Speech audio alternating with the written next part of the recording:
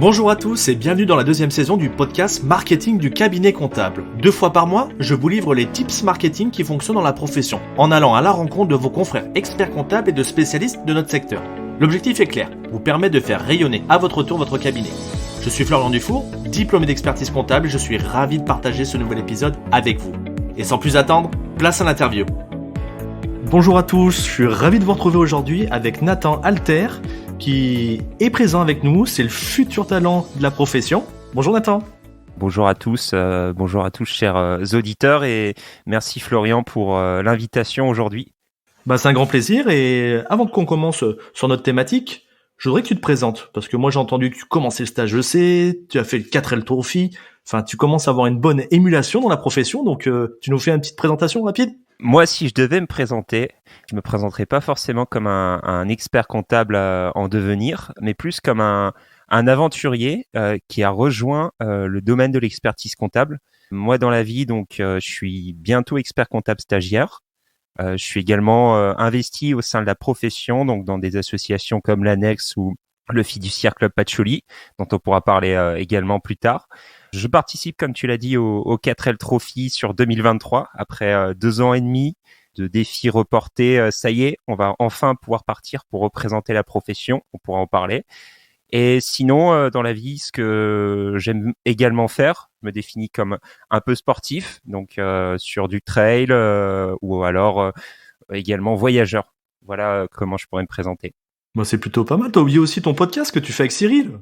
Et également le podcast que je fais avec Cyril, c'est vrai qu'il y a beaucoup de projets, donc Crazy Skill, le podcast que vous pouvez également écouter, qui est je pense un peu connexe au tien, dans lequel cette fois-ci on reçoit plusieurs personnes de différents métiers avec différentes passions sur lesquelles on peut discuter vraiment de tout sujet.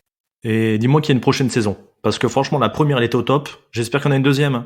Pour tes auditeurs, en exclusivité, parce qu'on l'a pas encore annoncé, il y aura une deuxième saison. Il va y avoir encore des invités incroyables, sans trop teaser, et avec des profils encore différents de ce qu'on a pu avoir sur la saison 1, donc qui devrait sortir courant d'année 2023. C'est parfait, on va avoir une année 2023 vraiment chaud bouillant. Donc ce que je te propose, vu que notre thématique c'est le personal branding, c'est avant de rentrer dedans, je voudrais parler avec toi du principal mal de la profession, c'est à savoir le recrutement. On a du mal à attirer, fidéliser, j'en parle même pas. Comment on peut faire en fait pour rapprocher les talents et les experts comptables pour que ce cabinet soit bien et qu'il plaise à tout le monde et qu'on avance ensemble? Qu'est-ce que tu ferais toi? Alors, comme tu l'as dit, Florian, c'est effectivement un des mâles de la profession. C'est vendre une image positive du métier, alors qu'on a encore les clichés qui restent par rapport à la profession. De nombreux experts comptables souffrent par rapport au manque de personnel dans les cabinets. La charge de travail augmente et le nombre de personnes disponibles diminue. Donc, on a un réel problème. Je dirais, il y a 2 problèmes. Un problème sur le fait d'attirer les talents et un second problème sur le fait de conserver les collaborateurs qui sont déjà en poste. Dans le premier cas, attirer les talents, ce qu'on remarque, et au contraire de ce qui est entendu souvent, c'est qu'il y a de plus en plus de personnes qui vont dans le cursus de l'expertise comptable, que ce soit pour aller jusqu'au bout vers le diplôme, le DEC, pour être expert comptable, ou alors qui s'arrêtent au moment de la licence ou du master, parce qu'ils ont envie de travailler, et c'est très bien comme ça, chacun a ses ambitions. L'idée, c'est que on a un souci pas tant sur le fait d'attirer dans le cursus, mais de conserver les talents dans ce cursus-là. Le premier problème, c'est ça, c'est le fait que les personnes, du fait de l'image, et je pense qu'on peut en parler sans tabou, les heures sup à gogo qui sont pas forcément payées, le management qui est très dur, ce qui a pu être très dur et qui dans certains cas l'est encore, le fait que certaines tâches sont encore tout papier, que le collaborateur soit juste quelqu'un qui fasse de la saisie, tous ces préjugés qui restent accrochés à la profession font que les jeunes n'ont plus envie d'aller vers ce genre de choses. Et pourtant, j'ai l'occasion, en participant aux événements de la profession, en m'engageant dans les associations, rencontrer plein de gens qui font le métier d'une façon différente Et je vais te dire, pour moi, il n'y a pas une seule façon d'exercer le métier. Il y a autant de façons d'exercer le métier qu'il y a d'experts comptables. Et je pense que le souci, c'est que les gens s'accrochent trop à l'image qu'on a négative de la profession parce que certains font comme ça, mais qu'il y a tellement de beaux profils et que tu as déjà pu mettre en avant dans certains de tes épisodes qui, eux, si on les mettait en avant et si on les prenait eux comme exemple, mais il y aurait plein de monde qui viendrait dans la profession et qui y resterait. T'as complètement raison. Il y a un constat, c'est vrai que ça n'a pas été simple. Il y a quand même des choses, des initiatives qui se font. Même vous, les jeunes, vous allez, toi, t'agis. Il y a des gens qui agissent pas. Il y a toujours des gens qui vont être plutôt du côté négatif, côté positif. Ce qu'il faut, en tout cas, c'est qu'on se bouge et qu'on aille dans le bon sens. Tu me disais, du coup, il y a des nouvelles attentes, des nouvelles générations. Les heures sup, on n'en veut pas, t'as raison.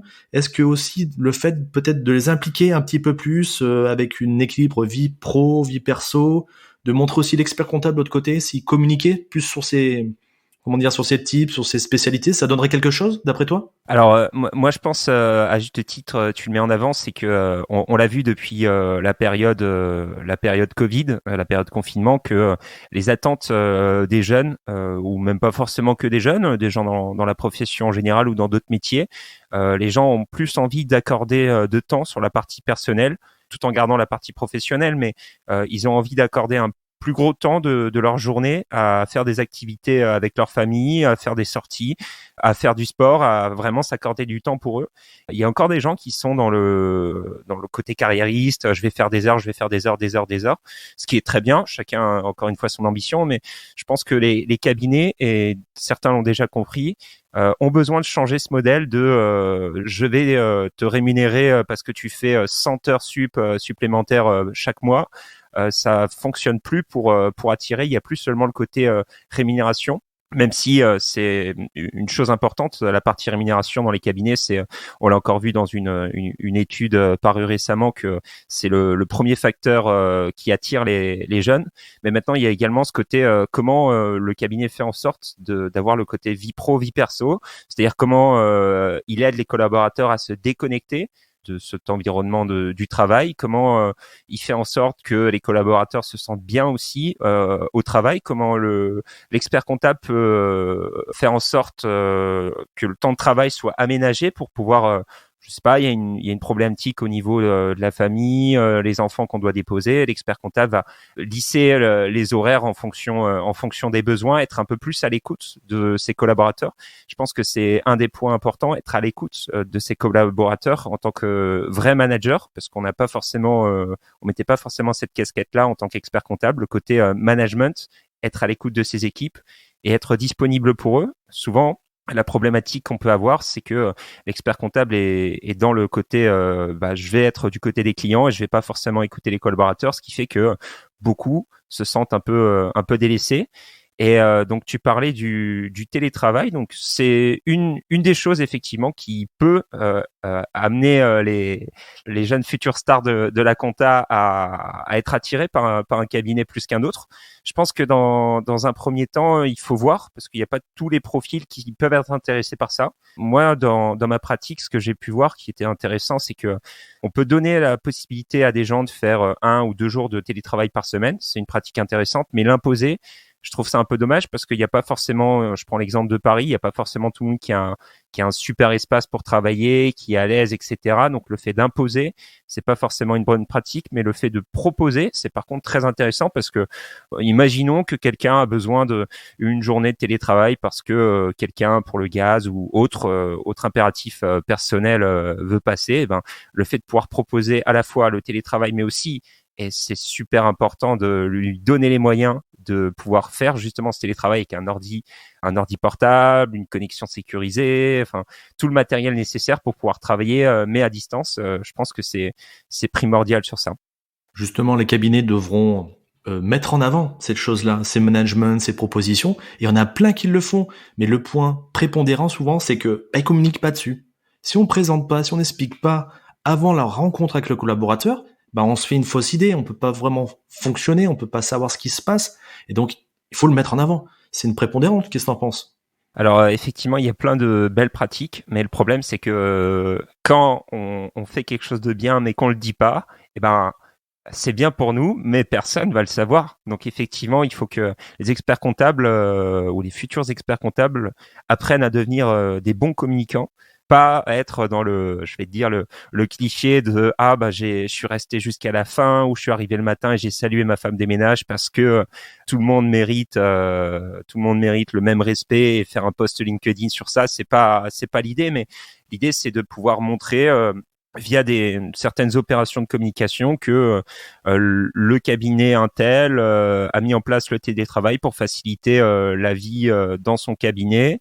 Il peut également faire des journées d'équipe, par exemple, organiser des journées un peu sympathiques pour que les collaborateurs puissent se retrouver, faire de la cohésion d'équipe. Il peut organiser aussi des sorties, je sais pas, des activités comme des escape games ou toutes sortes de team building.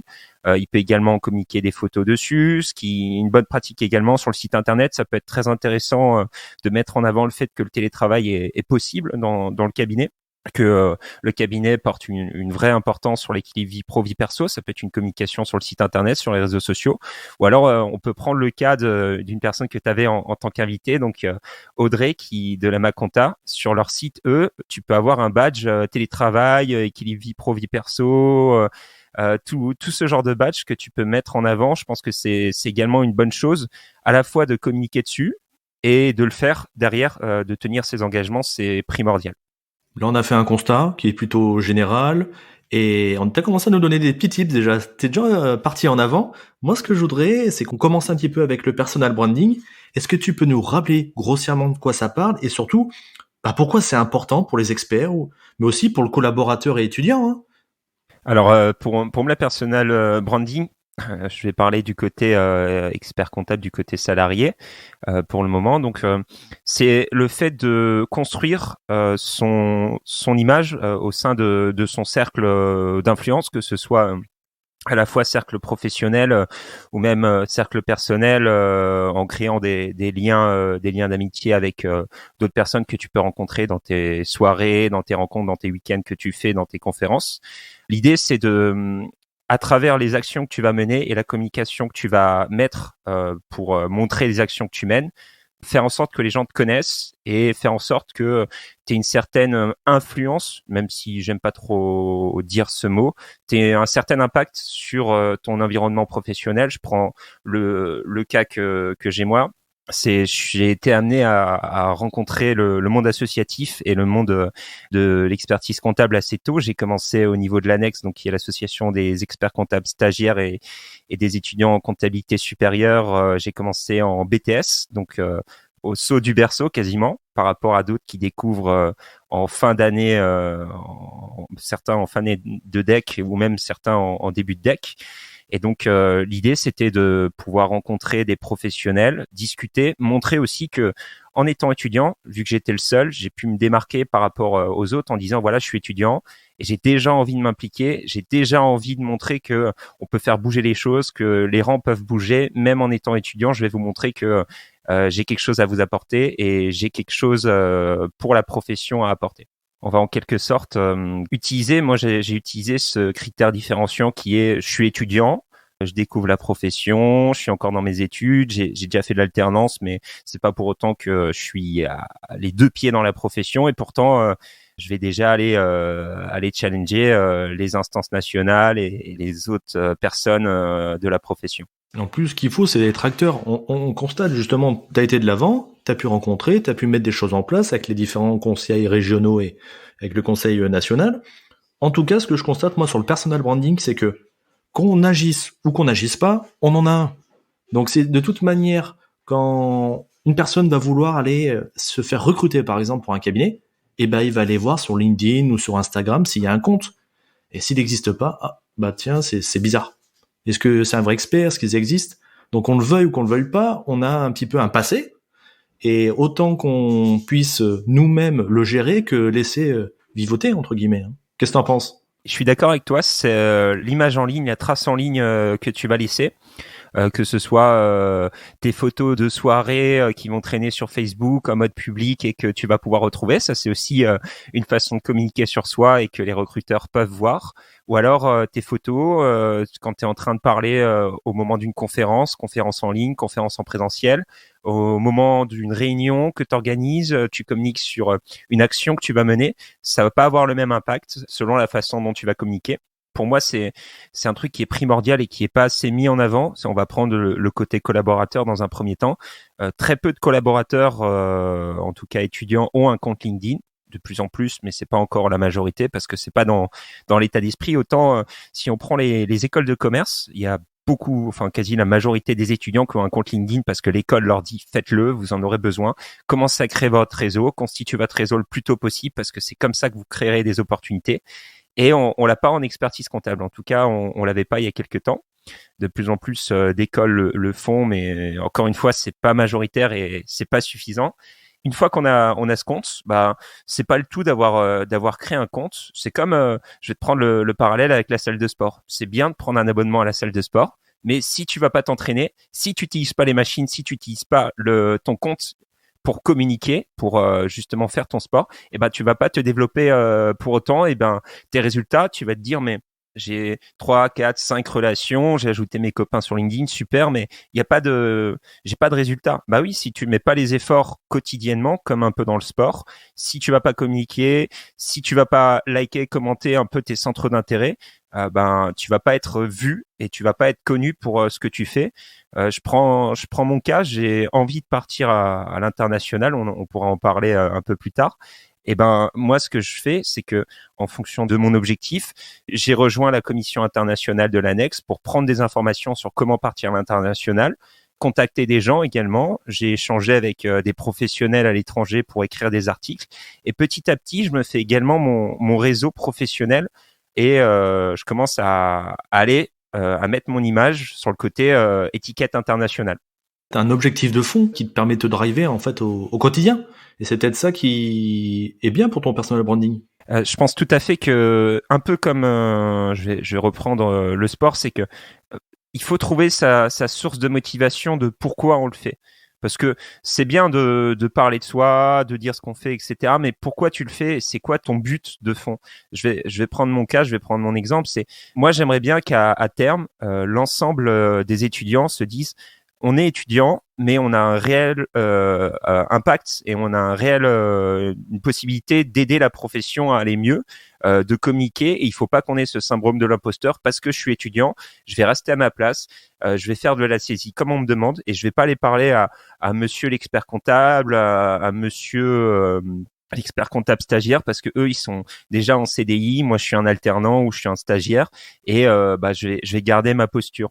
Au contraire, moi je pense que c'est hyper important de montrer qu'on peut aller communiquer avec que ce soit des présidents d'instances, que ce soit des autres professionnels, des responsables de partenariats nationaux sur certaines boîtes. Je pense que au niveau de la profession, il faut montrer que au-delà de ce côté un peu trop sérieux qu'on lui met, de l'étiquette trop sérieux, il faut casser ça et lui montrer que les gens sont accessibles et que au fond on est une seule et même communauté qui devons échanger ensemble et construire ensemble une image. Exactement, on peut faire du présentiel, on peut aussi faire du distanciel, mais les réseaux sociaux pour toi, tu penses qu'ils ont une grande place dans cette recherche de l'expertise comptable pour les collaborateurs, les étudiants? Est-ce qu'il faut qu'on soit absolument présent ou il faut tout faire en événementiel présentiel comme le congrès ou autre chose? Qu'est-ce que tu pourrais me conseiller là-dessus? Alors moi je vais te dire, j'ai commencé par développer mon réseau en présentiel et j'ai ensuite poursuivi via les réseaux sociaux, via le numérique. Je pense que c'est important de faire les deux. Parce que d'une part, une rencontre à distance, ça remplacera jamais un échange de vive voix avec quelqu'un, ça sera jamais le même partage. Mais en même temps, il faut pas être dans le côté bon ben on se verra dans un an au prochain congrès parce que avant on se passe pas de coups de téléphone, on n'échange pas un WhatsApp, on n'échange pas des photos sur Insta, on se tient pas au courant. Je pense que les deux sont complémentaires et dans le cadre de la construction du personal branding, les deux sont complémentaires parce que à la fois si on fait que communiquer sur les réseaux sociaux mais on nous voit jamais sur des événements, on nous voit jamais faire des événements concrets, on peut se demander si c'est pas uniquement une construction, une image qu'on essaie de se mettre. Je pense qu'il faut faire les deux. Je pense que c'est super important de faire les deux. Bon, en tout cas, toi, ça fonctionne. Je suis content pour toi que t'as le mérite d'évoluer là, dans notre bel écosystème. Mais je vais te poser une question quand même un peu gênante. Ça doit te prendre du temps là-dessus. Ça doit être énergivore. Comment tu fais? Parce qu'il faut quand même avoir l'envie, hein. On va reprendre ta dernière phrase. Et je vais même te la faire en mode affirmatif. Il faut avoir l'envie. Il faut avoir l'envie de faire tout ça. Je pense que ça part ce qu'on disait, c'est pourquoi tu fais tout ça, et ensuite tu trouves le temps. C'est est-ce que ce que tu es en train de faire, ça a vraiment un intérêt pour toi et ça te tient vraiment à cœur. Si ça te tient vraiment à cœur, à ce moment-là, moi je vais passer sur la partie. On peut tous trouver du temps à condition que ce soit une priorité pour soi. C'est une question de priorisation, les actions qu'on peut faire, les événements qu'on peut suivre et tout ce genre de choses. J'arrive à faire tout ça parce que déjà, d'une part, c'est quelque chose qui est très important pour moi, mais ça vient aussi du fait que tout ce qui est associatif, ça fait maintenant quasiment 6 ou 7 ans que je suis dedans. J'ai pris des automatismes, organiser des événements, c'est quelque chose qui est assez facile maintenant parce que d'une part, j'ai le contact en direct, mais j'ai aussi les mécanismes pour organiser ça. Je sais ce qui marche un peu bien, etc. Donc c'est ce qu'on dit souvent, c'est si je fais un travail en 10 minutes au lieu de 4 heures, c'est parce que j'ai passé 10 ans à apprendre comment faire ce travail. Donc c'est un peu la même idée pour tout ce qui est projet, tout ce qui est organisation d'événements, que ce soit pour le 4L Trophy, où là par contre ça prend un peu plus de temps parce que la mécanique c'est quelque chose que je connais pas encore, mais sur tout ce qui est par exemple recherche de sponsors, organisation d'événements, c'est un truc que j'avais déjà appris de par mes activités précédentes et que j'ai pu reporter sur mes nouveaux projets. Je pense que tous mes projets à l'heure actuelle sont un peu connexes. Et c'est des choses je pars du principe que je suis en études, je suis là pour apprendre. De toute façon, tout au long de sa vie, il faut apprendre et il faut se mettre dans l'état d'esprit. On est un éternel apprenant. On va pouvoir faire des erreurs et c'est aux plus jeunes et aux plus tôt qu'il faut faire des erreurs pour ensuite ne pas les reproduire et aller à 200%. Là, je passais la deuxième avec la fin de mes études et le début du CDI, qui fait que maintenant j'ai envie de me lancer sur des projets plus gros. Surtout que dans l'état d'esprit, ce qu'on disait avant sur le fait d'aller rencontrer des gens de plus en plus tôt dès ses études, c'est que sorti du deck, au bout de 3 ans de CDI, on nous dit bon bah super, vous avez votre diplôme, mais maintenant vous allez peut-être ouvrir votre cabinet, vous allez devoir chercher des clients, vous allez devoir organiser des équipes. Comment on fait? Comment on fait si on n'a jamais pensé à ça, jamais sorti la tête de l'eau? Moi, je pense que au-delà de, bien sûr, il y a ce côté, ce qu'on dit sur le cursus, on n'est pas assez dans le marketing, on n'est pas assez dans comment construire son image, comment gérer des équipes, comment manager. Je pense que au-delà de l'enseignement qu'on nous donne, il faut aller se former, il faut aller, en plus de la formation, pratiquer pour pouvoir acquérir toutes ces compétences, tous ces hard skills, comme on dit. Il faut justement, comme tu viens de le dire, aller un peu plus loin de ce qu'on nous propose en fait sur le cursus traditionnel, par une curiosité, ainsi de suite. Et de toute manière, bon, toi t'es un peu exceptionnel quand même parce que tu fais plein de projets. Moi, ce que je pense, c'est que le personal branding, on peut le faire aussi à sa petite échelle, tout doucement. C'est un peu comme un petit Lego, on monte une première brique, une deuxième. Ce qu'il faut surtout, c'est être constant et ça va payer. Je suis d'accord avec toi. Si j'avais à recommencer, même si j'ai clairement pas développé au niveau dont j'ai en tête et j'ai encore le temps, j'irais refaire un peu la même chose. Moi, pour te raconter comment tout a commencé, on est venu me présenter l'annexe en BTS. On m'a dit bon bah il y a l'annexe, donc l'association d'experts comptables stagiaires, mais aussi des étudiants qui organisent une soirée karting. Et ben ceux qui veulent dans la classe, vous êtes invités.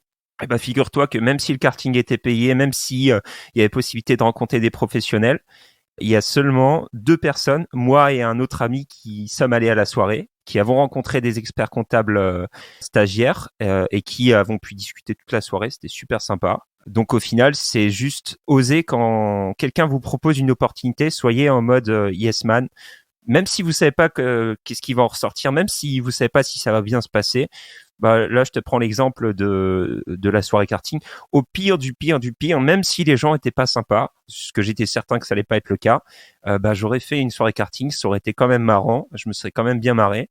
Il faut oser rencontrer les gens, si quelqu'un nous propose un projet, il faut pourquoi pas l'écouter et surtout n'hésitez pas à aller regarder les événements qui sont mis en ligne, que ce soit ceux des instances, que ce soit des événements qui soient organisés par des associations ou ce genre de choses. Mais allez rencontrer des gens, allez discuter. Même si vous êtes introverti, je pense que essayez de trouver un copain ou une copine pour aller avec vous, comme ça vous serez pas seul. Mais restez pas dans votre coin et entourez-vous. Et puis dites-vous que tout le monde a commencé comme ça. Personne a commencé avec 100 000 personnes autour de lui pour discuter.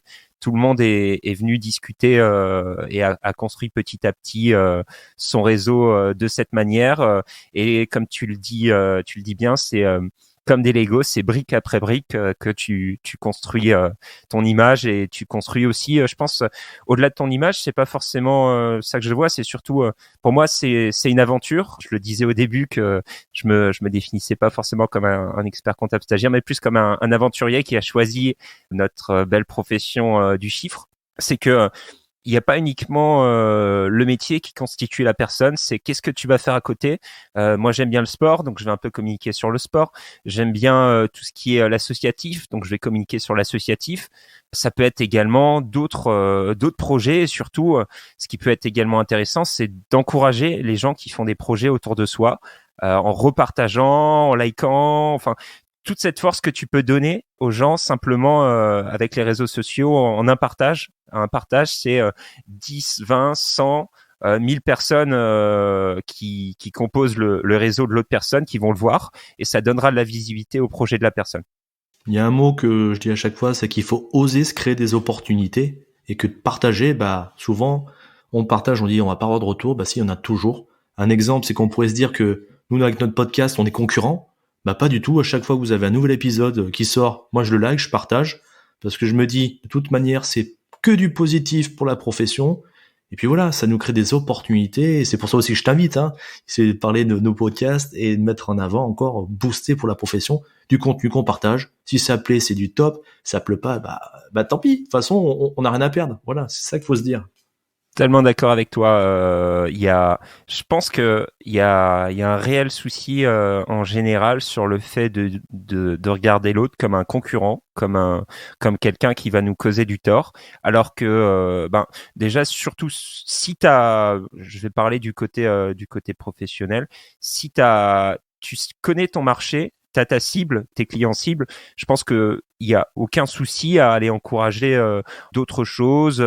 Il y a souvent ce côté, les experts comptables vont pas forcément se mélanger parce que machin, il va prendre la clientèle de l'autre. Mais non, c'est si t'es suffisamment bon, ton client il va rester, il y a aucun problème, il ira pas voir ailleurs. C'est comme si tu es suffisamment bon pour créer un cadre de travail sympa pour tes collaborateurs, il devrait pas voir ailleurs. Il y aura pas le souci de machin qui lui a proposé 1000 de plus, donc il ira dans tel cabinet. C'est ce genre de choses. Si ton cadre de travail, si tu as suffisamment bossé ton image de marque, ton image de cabinet, il y aura aucun problème sur le fait que on va te préférer toi à un autre. Bon, on a bien travaillé là-dessus. Moi, je voudrais avoir tes conseils maintenant. Je mets la peau d'un collaborateur et étudiant en comptabilité. Selon toi, qu'est-ce qu'il doit faire pour développer ou améliorer son personal branding et en gros, qu'est-ce qui peut l'aider à améliorer? Est-ce que tu aurais des petits tips ou ton expérience à partager? Moi, je pense que pour améliorer son personal branding, d'une part, il faut aussi être lancé déjà, comme tu disais, en allant sur LinkedIn, en se faisant un peu connaître, en allant sur des événements organisés par les associations, en allant discuter, au contraire de ce qu'on pourrait penser. Si tu veux que te créer des contacts, que les gens t'apprécient, ne parle pas de toi, apprends à les écouter. Et les gens vont t'apprécier davantage. Ça vient j'avais lu la première fois ça dans un bouquin Comment se faire des amis. C'est des bouquins de psychologie qui expliquent quelle est la chose la plus importante pour les gens, connaître leur prénom, mais surtout les écouter et écouter ce qu'ils ont à dire et pas uniquement passer pour quelqu'un d'hyper désagréable parce qu'il parle que de sa vie, que de lui, il laisse pas l'autre en placer une. Donc si je pouvais vous donner un conseil, c'est que vous devriez aller participer à des événements, aller discuter avec les gens, les interroger. Je parle maintenant d'un point de vue étudiant. Si on veut pas forcément aller sur des événements associatifs, des choses comme ça, aller sur les nuits qui comptent, aller sur les forums des métiers ou autres, et aller poser la question. vous faites quoi dans la vie, pourquoi vous avez choisi par exemple ce métier, qu'est-ce que vous aimez dans ce métier, et puis maintenant au quotidien, c'est quoi vos tâches. Et là, vous avez un sujet de discussion qui prend. La personne, elle va se dire, mais c'est rare que quelqu'un me pose la question et s'intéresse vraiment à ce que je fais. Donc, vous allez la marquer. Et puis, ce que vous pouvez faire derrière, c'est l'ajouter pour pouvoir suivre son actualité sur les réseaux. Et peut-être une prochaine fois, vous avez vu que la personne a été inscrite à tel congrès, ben lui réécrire et aller échanger par la suite. Moi, c'est un peu mon cas pour te prendre l'exemple avec Cyril. Donc, la première fois où je l'ai rencontré, c'était aux estivales de l'annexe et du CJEC. Cyril de Grillard, hein, on précise. Cyril de Grillard. Donc, au début, il me connaissait pas du tout. Moi, j'étais là, petit étudiant. Ouah, monsieur de Grillard, enchanté de vous rencontrer. Il sortait d'un coaching, donc il était rincé par rapport. Il donne toujours à fond sur ses projets, et surtout quand il coach quelqu'un. Et donc, je l'ai salué, mais je l'ai pas marqué. Je l'ai pas marqué. Donc, les fois suivantes, par contre, à force de faire des projets, d'aller rencontrer d'autres gens, finalement, lui, il a entendu parler de moi et petit à petit, on a commencé à discuter, à se lier d'amitié, vu que on a un peu les mêmes valeurs, le même fonctionnement. Ça, c'est un point aussi important. C'est si vous montrez aux autres la personne que vous êtes réellement. Je pense que le fait d'être soi-même, c'est aussi une chose clé pour développer son image et ses relations. C'est cherchez pas à construire quelque chose qui vous correspond pas. Cherchez pas à montrer quelqu'un qui est supérieur, toujours sûr de lui, qui fait toujours les choses bien. Ça sert à rien. Vous pouvez avoir des échecs, mais les gens cherchent des personnes qui sont sincères et eux-mêmes. Je pense que les autres personnalités sont déjà toutes prises et la vôtre. Ça, c'est une des phrases aussi un peu sympa que j'ai en tête et que je redis aux autres. C'est on perd trop d'énergie à essayer de montrer qu'on est quelqu'un d'autre. Donc, soyez vous-même et faites en sorte, si vous faites des événements, des actions pour mettre en avant la profession. Je parle maintenant, à l'époque, je montrais les interventions écoles que je faisais. Ben, peut-être que je suis pas, pour certains, légitime à le faire parce que je suis encore étudiant, etc.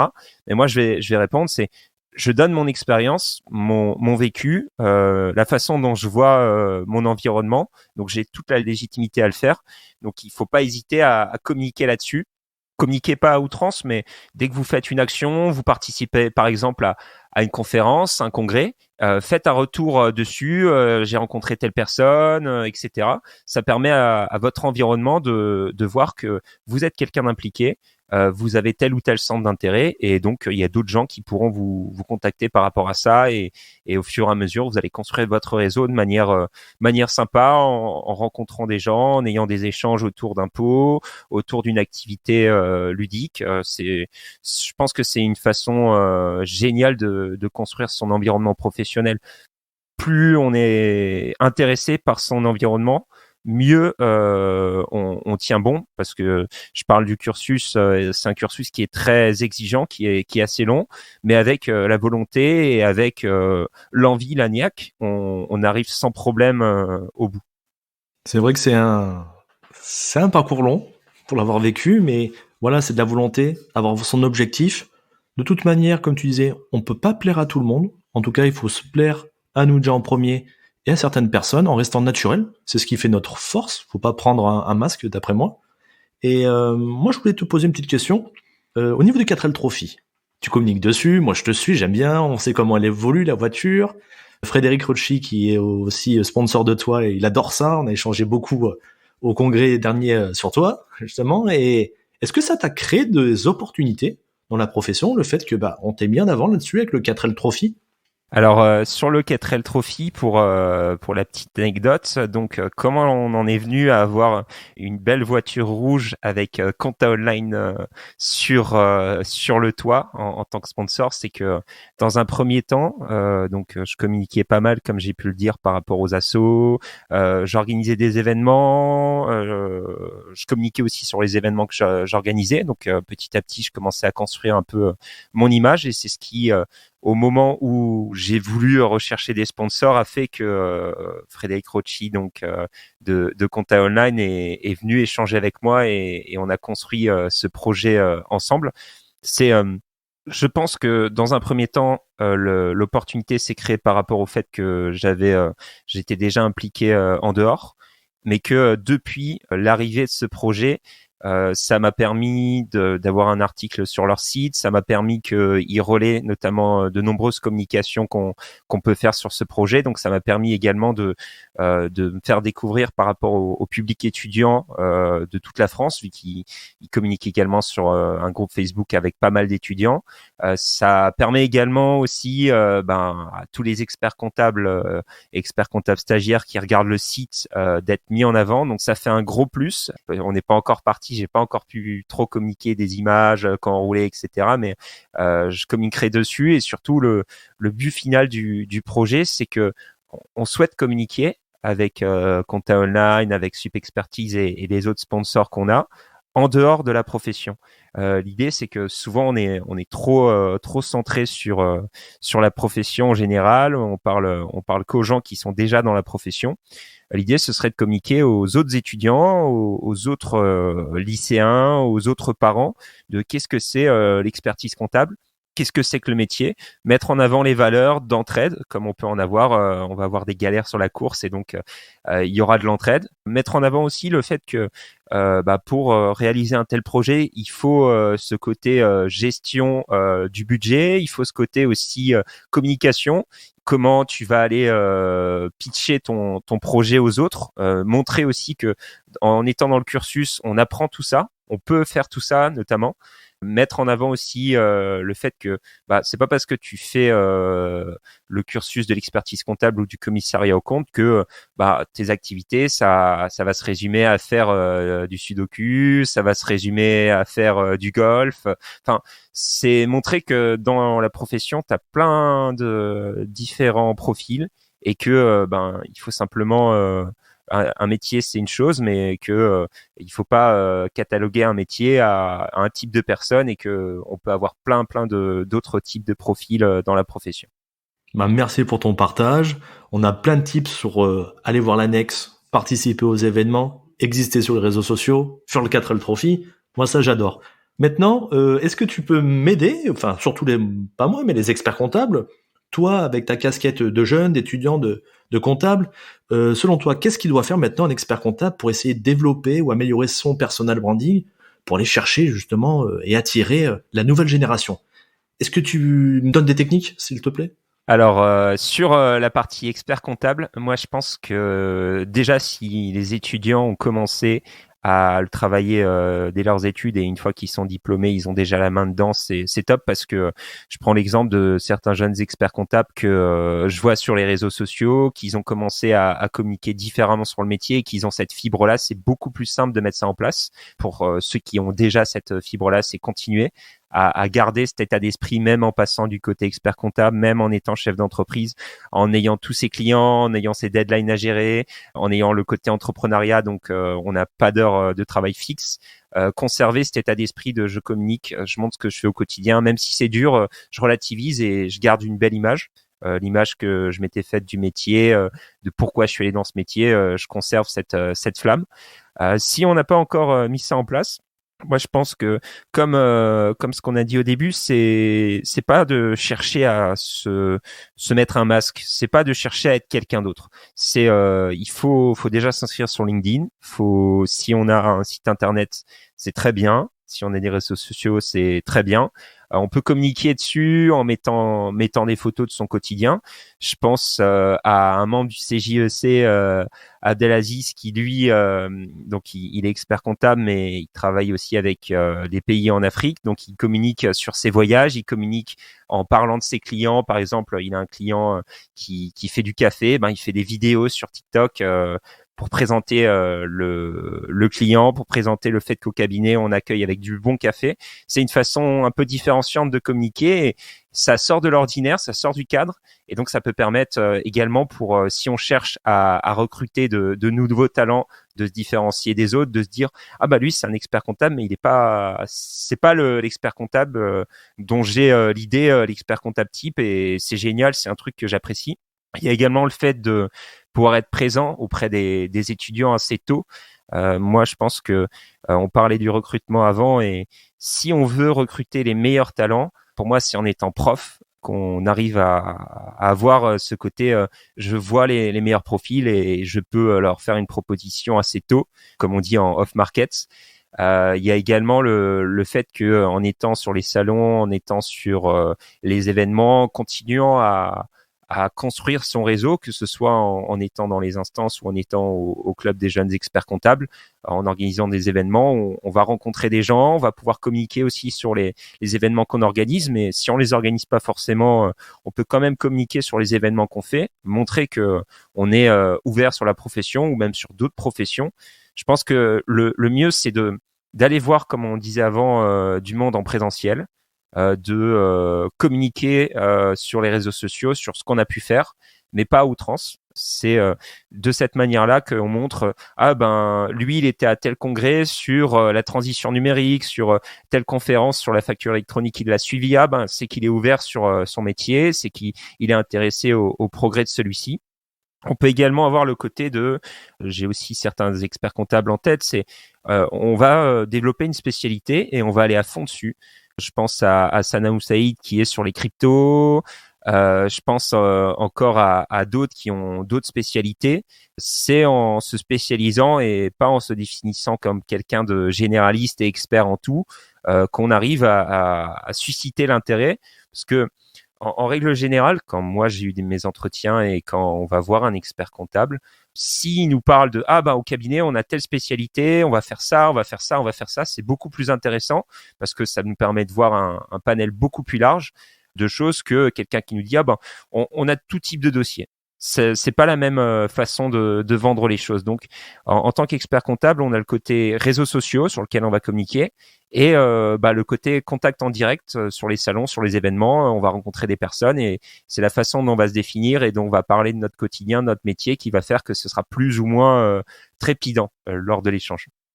Pendant que tu es en train de parler, il y a une petite question qui me taraude un petit peu là, si tu veux, c'est toi, tu as dû sûrement aller voir le personal branding de ton expert comptable où là tu es actuellement. On citera pas le nom, mais c'est quoi qui t'a plu? Comment il a fait justement pour convaincre Nathan Alder? Là, ça a dû être compliqué. Ah ça, c'est pas facile parce que il y avait de la concurrence pour être franc, il y avait pas mal de belles propositions.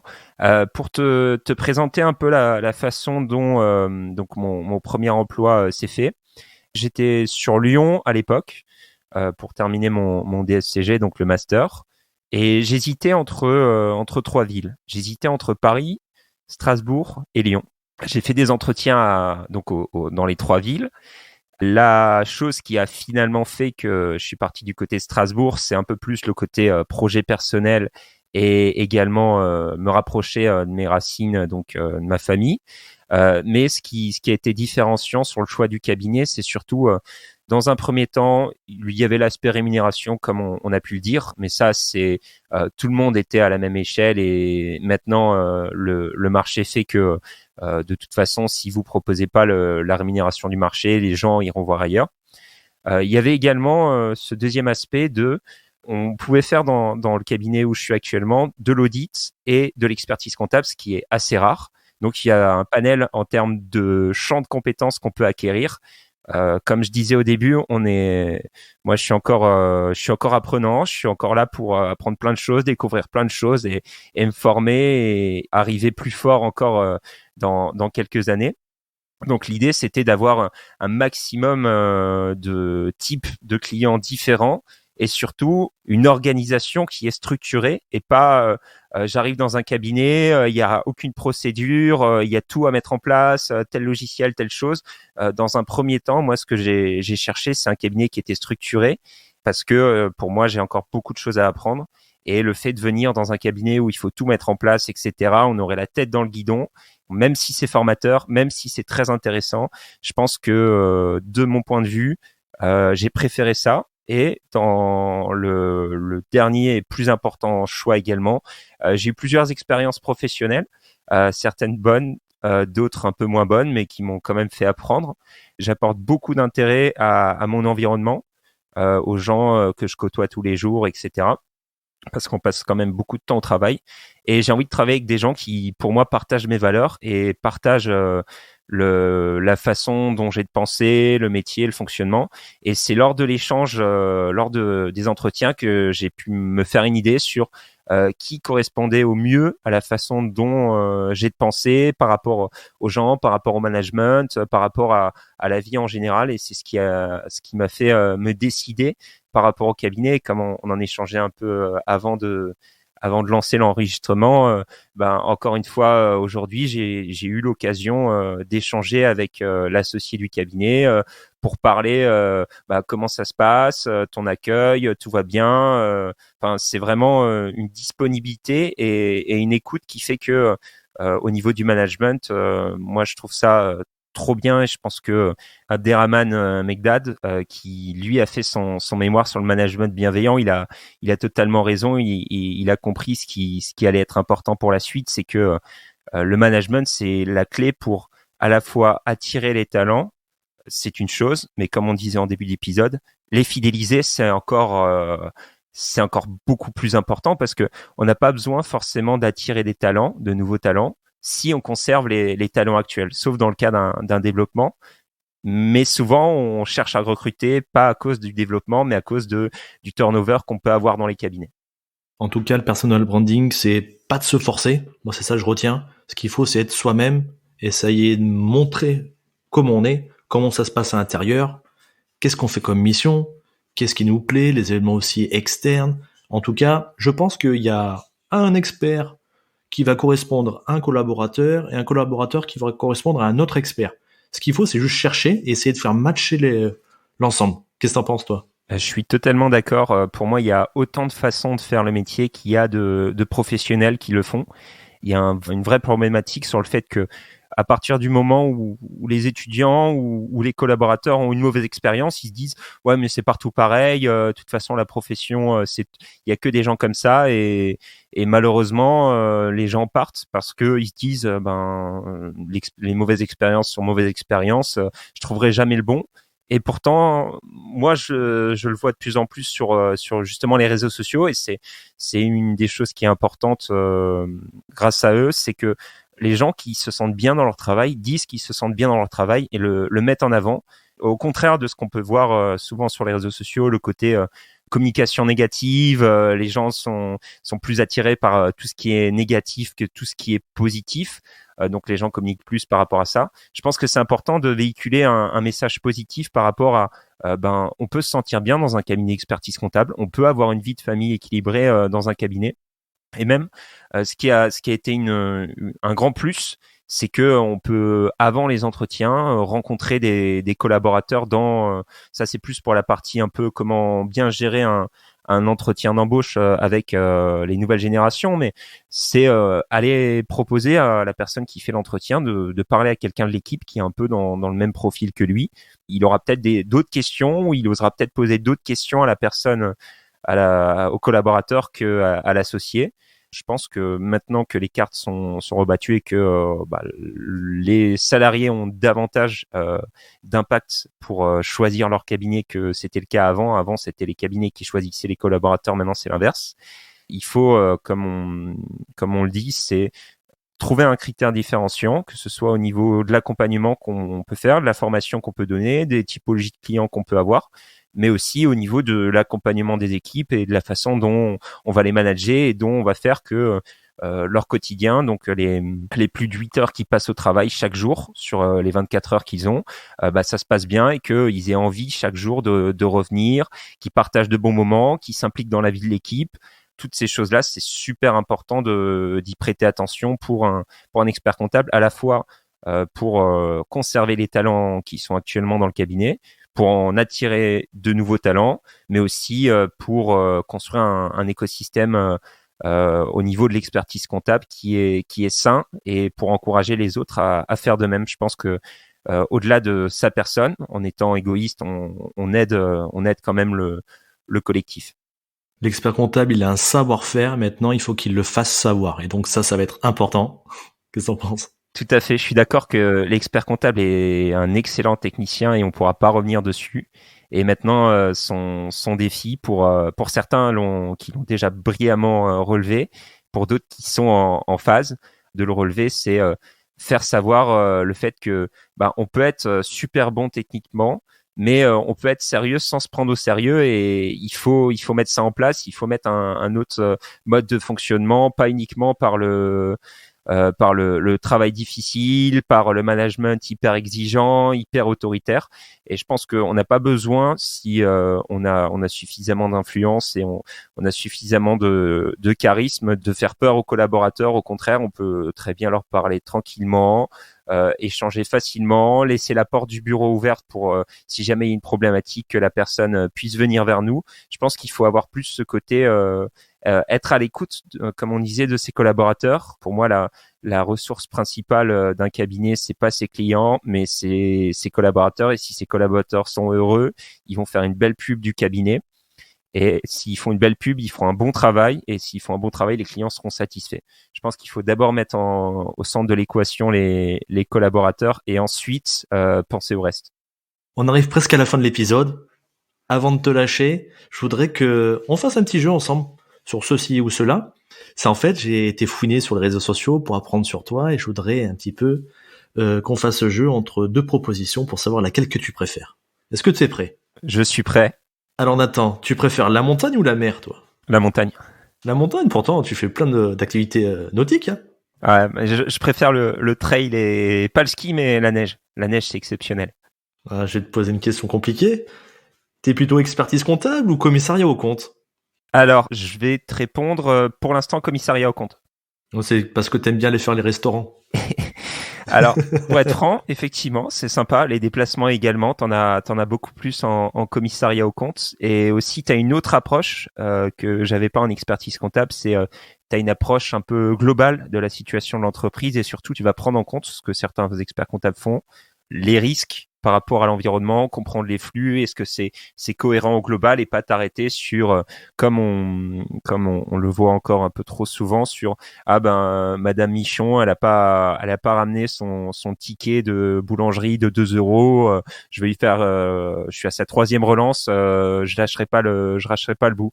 Moi, je préfère cette approche de commissariat au compte au global, et vraiment on va pas chercher à s'arrêter sur le détail, mais il faut que ce soit cohérent et que tous les risques soient couverts pour que chacun soit assuré que l'entreprise aille bien, et que le salarié continuera d'être payé, il pourra continuer de percevoir son salaire, l'État également, que les fournisseurs qui vont, la personne qui a lancé son entreprise, elle sera payée par telle entreprise, comme ça elle pourra continuer à également payer d'autres entreprises qui sont ses fournisseurs, etc. Et que au global, dans la société, en regardant cet environnement-là, tout se passe bien.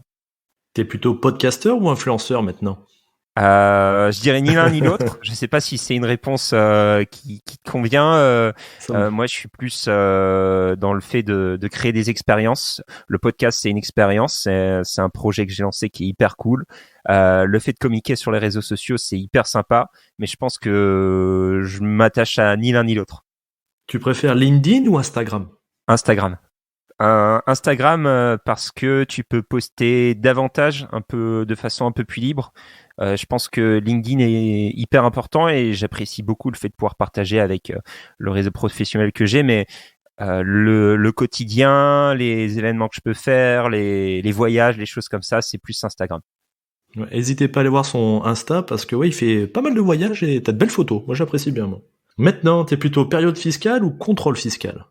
Ah, bonne question. C'est quoi le contrôle fiscal pour toi? Est-ce que c'est une autre définition, ou c'est vraiment le contrôle fiscal C'est les problèmes. Ah, c'est les problèmes à gérer. C'est les problèmes à gérer?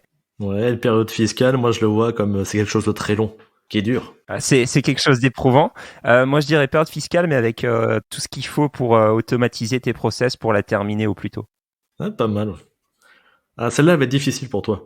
T'es plutôt 4L Trophy ou le marathon de Rome? Voilà.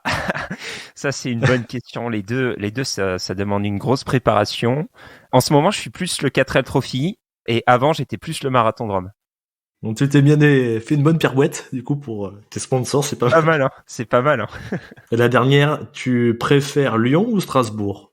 Alors, Elle est pas facile celle-là. Ah oui. Je vais préférer Lyon pour le côté proximité avec la montagne et proximité avec la mer. Et Strasbourg, il y a tes amis quand même. Je t'ai vu sur des photos avec le maillot. Hein.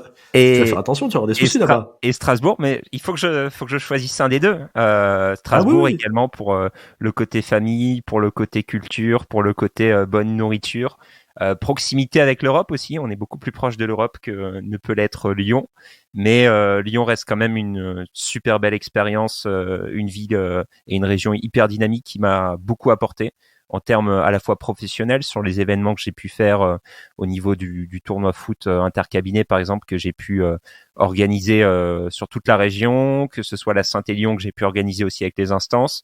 C'est deux environnements assez différents, mais les deux me correspondent et en ce moment, je suis plus pour du côté Strasbourg pour retrouver la famille et me replonger dans certains autres projets. En tout cas, je te remercie d'être passé là sur le podcast. On a pu en apprendre plus sur toi.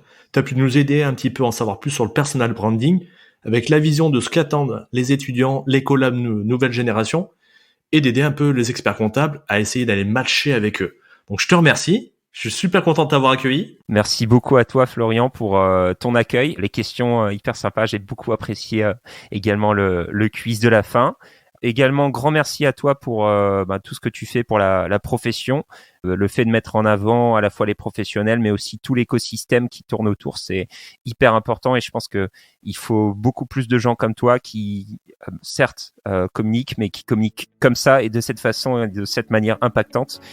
Garde cette énergie et puis hyper content d'avoir pu échanger avec toi ce soir et d'avoir pu produire ce podcast. Je te remercie et pour vous les auditeurs, je vous dis à bientôt. Ciao, ciao. Avant de se quitter, je vous invite à laisser un avis 5 étoiles sur votre plateforme d'écoute préférée et parler du podcast à vos confrères. J'en profite pour remercier mes partenaires qui, grâce à eux, me permettent de vous partager encore plus de contenu chaque mois. Merci, rendez-vous au prochain épisode.